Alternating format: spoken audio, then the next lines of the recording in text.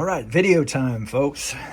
It's time to announce a new project, and I'm in this group build, and the theme for the group build is 80s. So I had a really hard time figuring that out, um,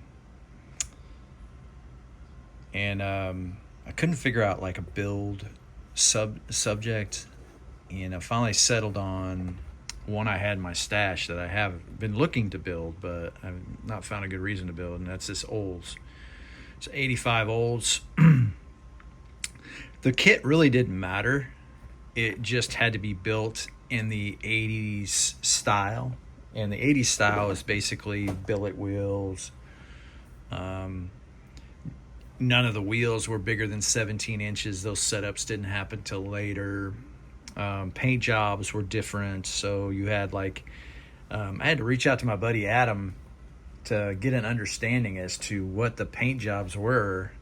Adam at Sodak Models, and he explained to me like like for 79 to 85, the paint jobs they looked like a horizon, like a sunrise or a sunset. And you can see it on some of the paint jobs where they start with brown, they go to orange, they go to yellow. Some of the decals that they put on those cars were that way. The 79 Mustang comes to mind, but the other thing that was prevalent in the 80s was back in, Adam explained to me, 85 on, they started doing the heartbeats crossed and the graphics and the neons, and another thing that was prevalent in the 80s that really started that craze was the Pro Street. Pro Street started mid 80s, basically Dauberton and Kevin Sullivan and Matt and Debbie Hay. Those Pro Streets were like a staple of the 80s. So I thought, I think I'm going to Pro Street this. So let's talk about how I start Pro Streeting and how I learned how to do it. If I wasn't going to build a frame from scratch, this is how I would do it. I always start with the 67 Chevelle frame, which is this. And that's precisely what's underneath this. And this is the model that started my channel right there. I built that following Fred Hendry's tutorial. Fred taught me, taught a bunch of us how he goes about Pro Streeting. There's a million ways to do it, but this is how he does it. And I learned from watching Fred that it's probably a better idea if you could do like a whole frame than back halving a frame, just for continuity's sake. And that's what's underneath that's a whole frame. I didn't cut this frame other than I cut the inside wheel tubs off the front. What else did I cut off? I narrowed this a little bit, and actually surprisingly the base had to be widened just a hair, but those things were necessary to make it a good fit. Surprisingly, the interior tub worked in there. So that was the very first build that I did on my channel, and everybody loved it. So Pro Streets became like a thing for me. I like doing Pro Streets. I like the look of Pro Streets. They look mean. They have a great stance to them. So that's what I'm gonna do with this car. So the steps that I have to take to do that, this is the frame from the 85. And what I do is now keep in mind, this is straight from Fred. So I laid out this frame just to get a wheelbase idea on length of wheelbase. So I put the center of that front hub and the center of that back hub like that. I think I'm a little long, actually. Is that right? That's right. That's perfect. So, and I measured that. So I went from that point to that point, and that came up with 4 5/16. So then I took the wheel centers and measured the wheel centers for the 67. And pardon me, I'm kind of adjusting this, but that's your wheel center here, wheel center here, and that came out to 4 10/16. And then I basically minus the 2, so 10 minus 5 is 5, so that's 5/16.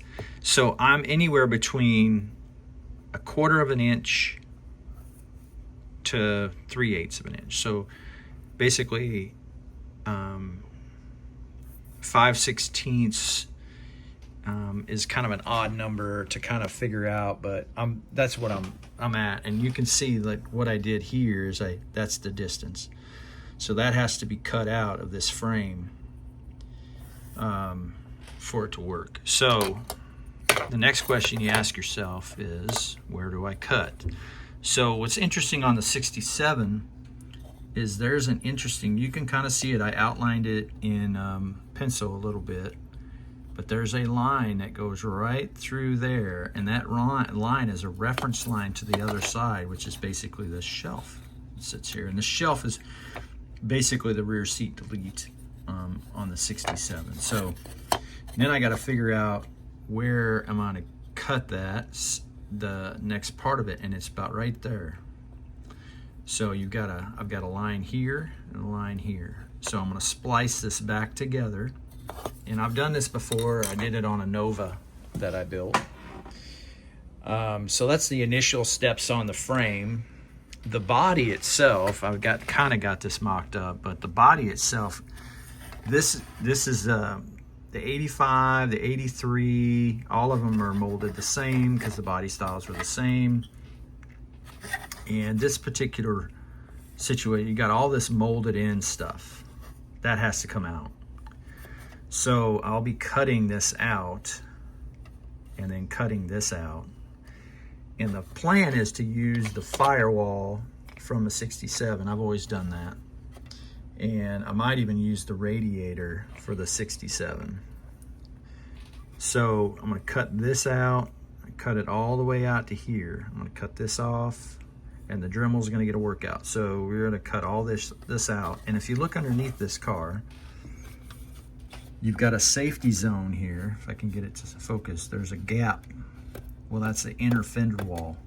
So you don't have to worry about going through and punching through. So there's some safety there. So I'll be cutting right along here to basically just right under the lip of where the hood goes. And then we'll cut here. And I will probably end up having to cut a little centerpiece out for the engine to fit. And I'm going to take out these molded in windshield wipers. And then the plan is to paint this a candy. So I've got a candy Brandywine in my stash that I'm going to use. The underneath coat is going to be a gold, Tropical Glitz gold, it's a champagne gold. And that's what this looks like. So might even do a fade where the gold shows up, but there's a lot of flake in that gold that comes through on the candy Brandywine. So I did 3 coats of Brandywine on this, and if I wanted it darker, I'd probably do about 5 to 6 coats, but we'll see how this goes. I'll keep you guys updated. The wheels have to be the Krager, what do they call those? They were the solid wheels, not the typical Krager SS necessarily, but they were the solid wheels with the studs. Like if you look at Matt and Debbie Hayes' car, that's what I'm looking at. So that's it, man. That's all we got today. So on to the next build. It's going to be a good project. I'm really looking forward to the build. So come with me and see how I do. I'm sure there'll be a lot of cussing and a lot of moaning and groaning, but we'll get there. Everybody have a good Sunday. It's Terry. I'm out.